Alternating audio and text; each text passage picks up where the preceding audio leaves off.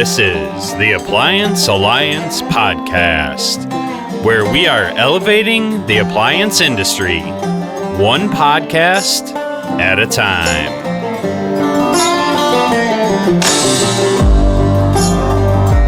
Hey guys, and welcome to the Appliance Alliance podcast. I am your host with the most equipment, Zach Ryder, and I am very excited for the second week.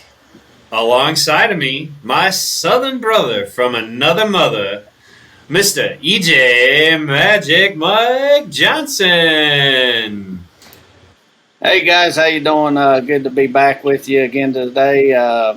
We really got a really good podcast ready to go today. We're interviewing somebody that's leading the industry here and the training market. Today we got Chris Yoder. He's with Dyer Academy. He's kind of the main guy behind the scenes, making things happen, helping to run the business. Chris, why don't you introduce yourself? Tell us about you. Yeah. Well, like I said, I'm Chris. Heather Dyer is my wife, so she's actually the one who started the Academy back in 2013, which was before we met. To give you a little background on her and how that got started, her family was in the appliance repair business. Her father owned a service company, and she really wasn't really going down that track. She went off to college, went to medical school, and was actually out, I believe, in California doing her residency. And her father became ill with cancer. Then when he passed, she inherited the service company, so she kind of ditched the medical profession for a bit to come back and make a go of carrying on the family business. And during the course of it, we kind of began to ask ourselves, why is it so difficult to find people to hire, as technicians, and where do they go to get trained? And of course, did a little poking around and figured out there's hardly any place to get any kind of training. It's all pretty much done on the job. So decided to start the training academy. Got with one of her lead technicians from the service company and found him a spot and set up a curriculum, and off they went. So this was back in 2013. I spent about 20 years in IT, mostly with AT&T, doing networking stuff, working on backbone routers for UVerse and that sort of thing. And in 2018, I took a severance from them to kind of try to take over the day-to-day stuff for the academy, because Heather had a full-time job doing consulting work for pharmaceutical companies and was just kind of running the academy on the side. So it was doing okay, but it really wasn't getting much attention.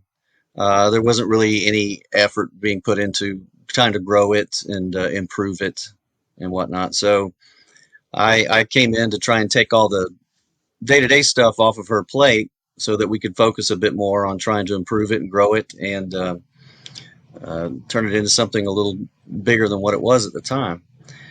So, and you've kind of had a couple evolutions through. We have, yeah. In 2018 and 2019 2018 was a decent year for us, and we thought it was time to try and move to a new location, upgrade. So we did that, and it was interesting the way that the timing on that worked out, because we found a place and were scheduled to move in July of 2019. And in June of 2019, we got contacted by the Four Seasons Resort down in Nevis, which is a little island down in the Caribbean area, like off St. Kitts or whatnot. But they have residencies that have appliances, and they have a maintenance staff, and none of their maintenance staff had any idea how to fix appliances. So their director of maintenance had contacted me, and we started bouncing ideas back and forth. He was inquiring how much it would cost and where to put them up and all that. And I thought, why don't we come down there and train you at your place?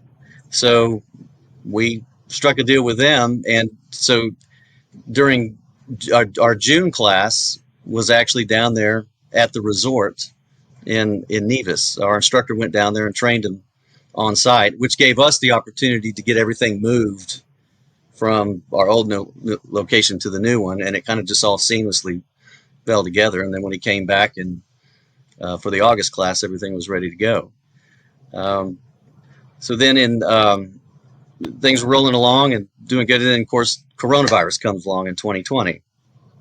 And we're thinking, oh, God, what does this mean for us? It was because, it was panic. Nobody knew what was going to happen. And we did get shut down for the month of April in 2020. So we had some people registered, but we had to give them refunds, and we're thinking, God, do we have to go online? Is anybody, even if they let us open, are people going to want to come and do in-person classes? Are people going to be too scared, of the virus to do that? And we were really bracing for the worst.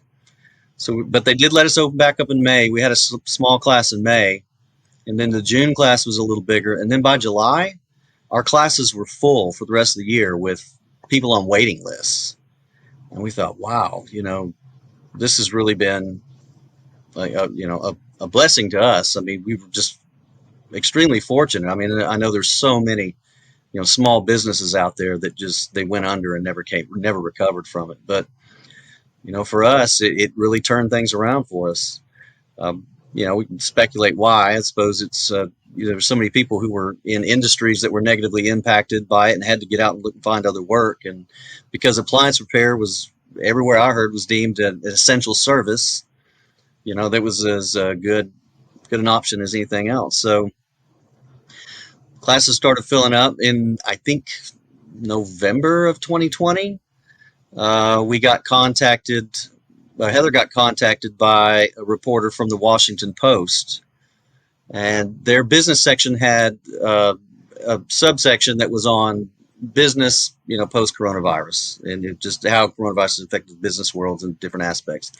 And she was doing something specifically on appliance repair.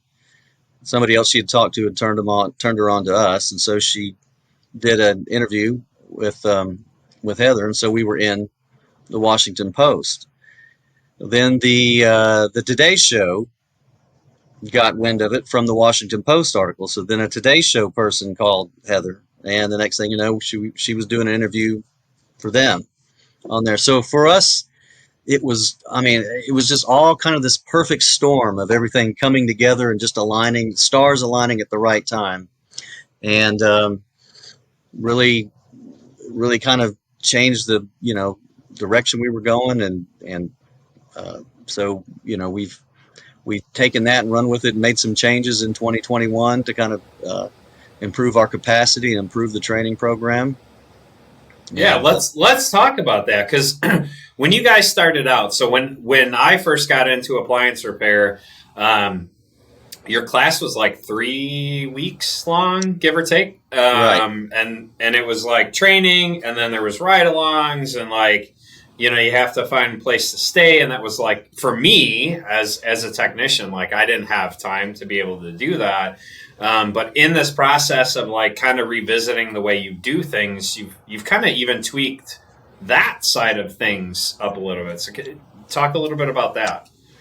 Yeah. So and that was always taking the phone calls from people asking questions was one of the barriers for a lot of people, was that the class was 3 weeks. So and like you mentioned, previously it was a 3-week class, Monday through Friday for 3 weeks, and there was a heavy focus on certifications. The PSA, the Professional Service Association, their certification, and the NASTech, which is ISEC's appliance repair certification, and then there was, of course, like you mentioned, a ride-along day. But a lot of people I talked to would say, man, especially ones who had current jobs, say, I can get 2 weeks off, but I can't do 3. And it's just, the cost of the course is one thing, but you add on an extra week's worth of lodging and whatnot if you're coming from out of state, and then it gets, too expensive. But so we always thought, man, if we find a way we get this down to 2 weeks, it'd be a game changer. And what we ended up deciding was, in the old format, that third week was primarily dedicated towards those certification exams. The ride along was on Monday, and then there was, a day that was spent prepping and reviewing for the exams, and then 2 whole days that were spent taking them. And a lot of the feedback we'd gotten from previous students and from some of the service providers who had sent students to us was that for them there wasn't much of a premium on the certifications. I mean, Yeah, because you can. I mean, you can essentially take those certifications online, right? Right, Like, yeah, you're not prepping for it like you guys were prepping, a technician for it, but you could essentially go find the study material and then take that same thing online. exactly, yeah, yeah. I mean, and the certifications have some value, but I think it's primarily if for people who are going to be looking for a job afterwards, so they can say when they apply, they go, well, I don't have the experience, but I have these certifications, which might make up for it for a bit. Service providers who sent us techs to train didn't care about the certifications at all. They were like, I just want a tech back who can go out and start working. So we eliminated the certifications out of the program, and the ride along day is still available if people want it. They just have to stay and until the Monday after class is over to do it. But we did that, and we changed the curriculum a bit, because previously with it focusing on the certification, that meant a lot more classroom time teaching the theory stuff, because that's what multiple choice tests are. It's mostly just theory, right? We wanted to get much more time hands-on, so eliminating that allowed for us to do that. We got a new instructor. Our old instructor who carried us, from 2013 through 2020 had retired. We got a new guy who was a service provider himself, and he kind of came in and injected some new blood into the program, being a service provider himself. So he was approaching the training from that kind of a perspective. Like, okay, what if I was training these guys, what would I want them to know how to do before I felt comfortable sending them out in the field to start doing jobs? So it's the training that we offer now, we feel benefits the technicians much more. It prepares them much better, because instead of sitting in a classroom looking at PowerPoints and going over what kind of questions they might see on the test, they're actually spending more time out in the lab, actually doing things that they will be doing in the field, practicing those skills and learning them and getting comfortable with them. Yeah, coming from the aviation side of things, I went to in college. I was in aviation maintenance, and so we had classroom time, and then we had our lab time, right. And all of us, like you need to understand a little bit of theory, right, Sure. to make things work, but the lab time is just like so valuable, especially as an employer, like having a technician that's had a little bit of turning the wrenches time. They may be handy or whatever, but actually having them taking that theory and applying it without having to deal with it in a customer house, there's a huge value in that. Yeah, we definitely feel that it's a hands-on job, so you should get some hands-on training with it. That's really just the best way. It keeps the students much more engaged, and the retention is much better, because they take what they learn and they immediately go out and start putting it to use, and through trial and error, in an environment where they're allowed to make mistakes and learn from them. They're able to put everything together much more quickly and improve their skill set more efficiently. So, Chris, all that sounds really good, man. I think you guys have really managed the business and the growth aspect of what you guys have been doing.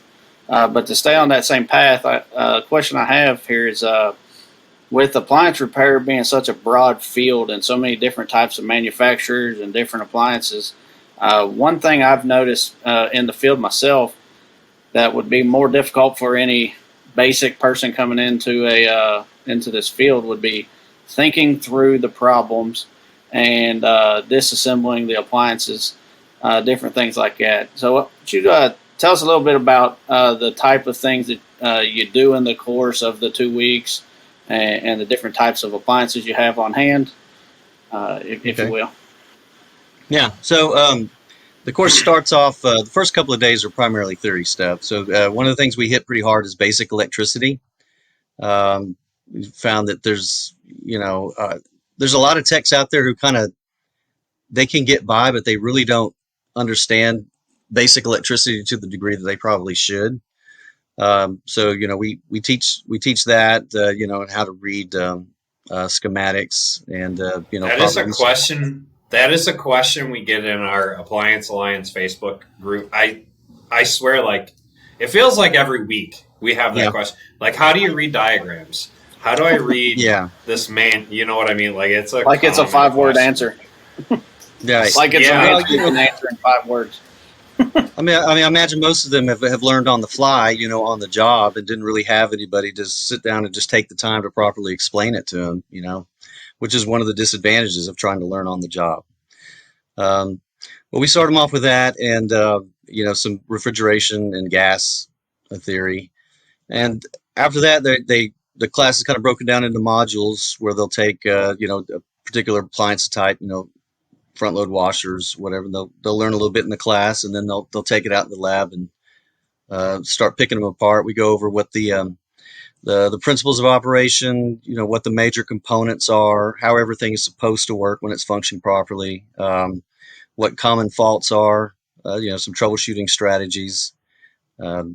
We've actually made some improvements in the lab area where we have some actual kitchenettes built out with built-in appliances. So the students can, it's one thing you learn how these things work, and we've heard some of them say they get on their first job and go, okay, well, how do I get this thing out of the wall, to actually start working on it? Exactly. So it's stuff like that. We have a good mix of every type of appliance out there. We don't really teach anything that's very brand specific. Because obviously, like you said, that, if you started trying to teach everything for every brand, it would be an extremely long course and probably pretty expensive. You'd never be done. You'd never be done because these engineers, I feel like every month is like, hey, we're going to do this now. Wait, what? Yeah. Right. But we try to make sure that they understand the things that are common with a particular appliance among all the appliances, the major components that really make them work. A washer's a washer, a dryer's a dryer, a fridge is a fridge. Like we try and say the same thing. Yeah. That's awesome. That's awesome. This basic operation really helps. Right. And my background's under appliance repair, and admittedly, I really know very little about it. But, my understanding is from brand to brand, most of the things that differentiate them are more kind of features and, control, cosmetic, things like that. Which, there'll be plenty of time to learn all that stuff, I guess, as they get out there and start getting more experience. But we wrap up with a little bit of sealed systems. Our 2-week class doesn't go into great depth into sealed systems. Typically those are jobs that are handled by techs with more experience, and we don't want to try and pile too much onto them at once. But we do have 2 weekend classes, and our Saturday class that's offered twice a month is a sealed system. It's more of an intermediate level to advanced level class, and we put that one together for those guys who've been in repair for a while and are looking to say, now I'm going to take that next step and try and get into sealed systems work. So we go a bit more heavy into the theory and teaching them, how to weigh in charges and evacuate the system, and get them a lot of hands-on time on, the oxyacetylene torch and brazing and, how to safely do all that. And then we have a Sunday class that covers R600 and lock ring, which, I'm sure you guys are familiar. R600 is the new thing. We're gonna stomp out global warming, by going to R600, right? Yeah. So, people who want to, learn how to use the lock ring system, that's what that class is for. Never mind the other waste that we create. But no, I'm glad you talked about the refrigeration side of things, because that's another thing. Like, hey, how do I read a manual? Hey, how do I do sealed system work? Like, these are the things that we hear on a fairly consistent basis. Like, it's a mystery to some of these technicians.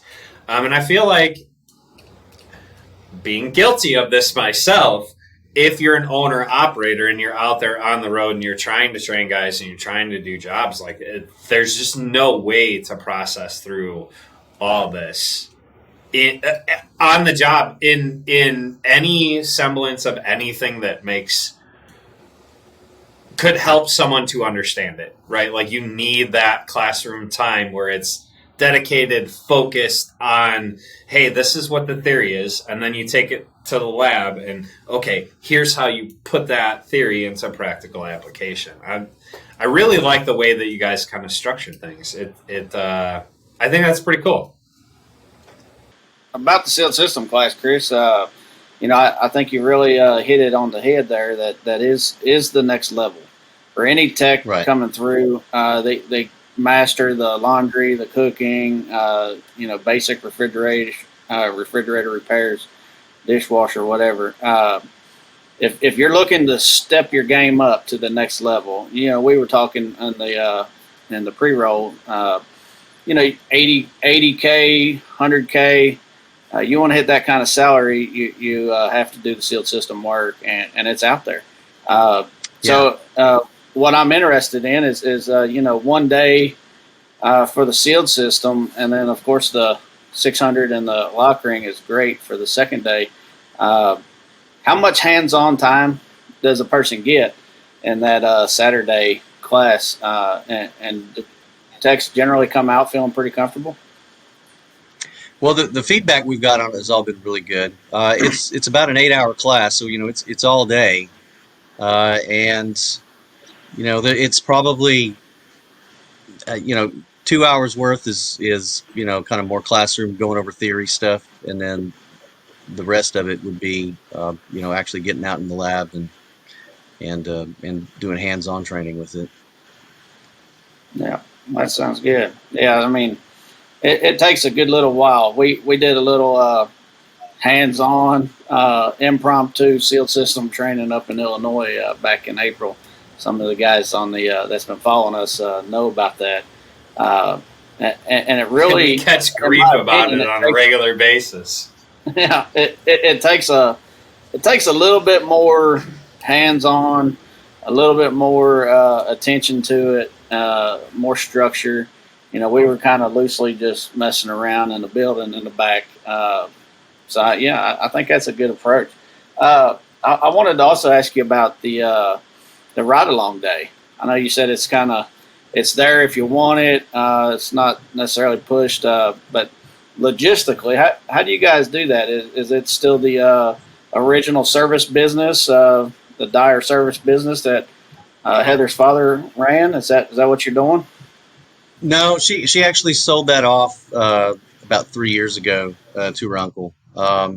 There's another service company in Fort Worth here that's a larger provider. They're pretty good size, and Heather has a good working relationship with the owner with them, and so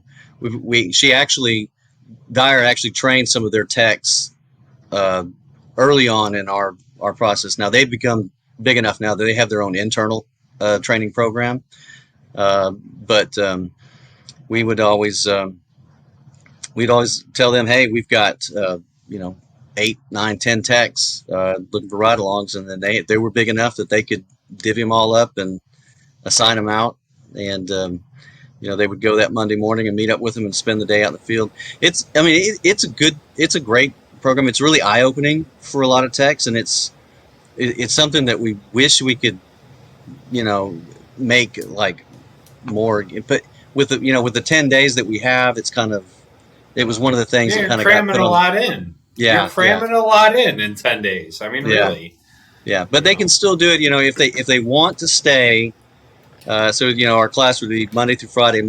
If they wanted to stay until the next Monday, I mean, we can get them into it. That's not a problem. But we haven't had a lot of takers on it so far. Just a couple of the people who are local have done it, but the ones who are out of state are ready to get back after 2 weeks. Yeah. What a good partnership. One of the things we kind of Yeah, for sure.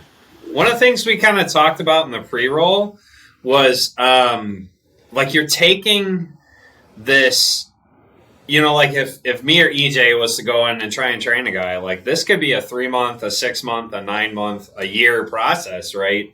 Um, and just in your 2 weeks, because you're giving so much dedicated time to a technician, like you're shortening the process, the barrier of entry for us teaching a technician is just so much lower. Like you'd have to be crazy not to send someone down to you guys to get that 2 weeks of training and Yeah. Yeah, I think the way I think that the service providers should look at it is, they can say, well, okay, here there's a cost involved with sending them to us. 2,000, and if I mean, just to make round numbers, you say 2,000 and another 1,000 for lodging and whatnot. It's $3,000, or you can go 3,500. Well, the question they need to ask themselves is, okay, 3,500 would equal how much time in pay to that tech, right? So it doesn't come out to much. I mean, it's couple of 3 weeks or something like that, depending on what you're paying them. So they have to ask themselves, can I accomplish with on the job training in that amount of time what they can accomplish, in 2 weeks time for the same amount of money, right? I can No, tell Because you the answer is no. no, The no, answer no, is no. no. We uh, really feel that what we can get, what our 2 weeks is at least the equivalent of about 3 months worth of on the job training, right. and And potentially a little more. the other thing on that is, with one ride along day, it just kind of gives them a taste. But if what you're doing in 2 weeks, followed by another month of ride-alongs with the business that they're working for, I Yeah. mean, you can really take the foundation that you guys set up and build on it. I think that's Right. just Yeah. a formula for success. Yeah. Because when they come back, I mean, it's difficult to start from scratch with somebody, in something like this, right? But when they come back, and if they need to ride along, a few weeks more, everything's going to make much more sense to them. It's going to make the job of the person trying to train them so much easier, and much more efficient. It's going to be a lot less distracting and a lot less frustrating.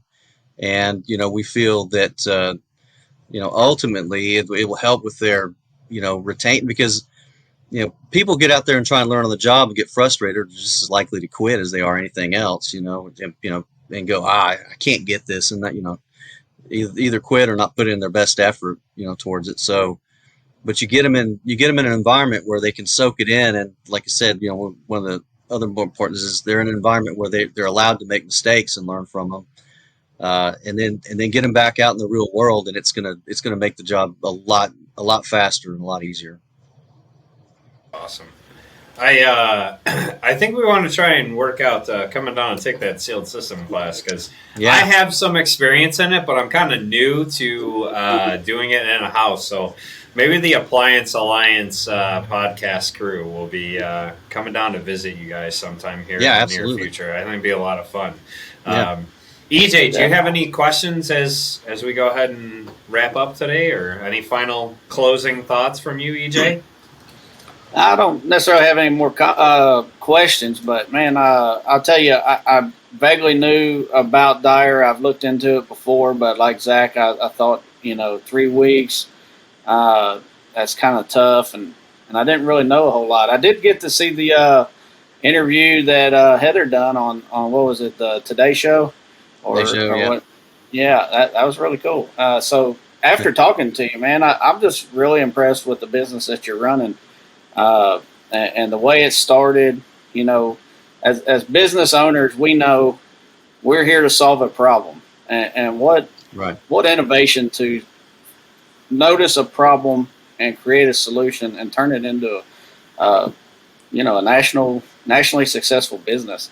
I commend you guys. You guys are doing good. You seem to be a great team. Yeah. Thanks for coming on. Well, that's what we want. Going forward, we, especially this year, we really want to get ourselves out there as we are a resource for service providers as much as anything else. Of course, there's a good percentage of our students who are just self-sponsored and looking to get into the business and land a job otherwise. But we really think that if service providers weigh the pros and cons, they'll see what the advantages are to outsourcing their training. Well, guys, that has been our interview with Chris Yoder from Dyer Academy. Definitely thank you for that, Chris. It was Absolutely. a pleasure to chat with you today. We're going to make sure that we drop the link to Dyer Academy in there. And we kind of talked in the pre-roll. Maybe something kind of cool is going to be coming out of Appliance Alliance and Dyer Academy. Just stay tuned. Stay tuned, audience members. We're working that out. So, yeah. Anyway, so that has been the Appliance Alliance podcast, and we are signing off.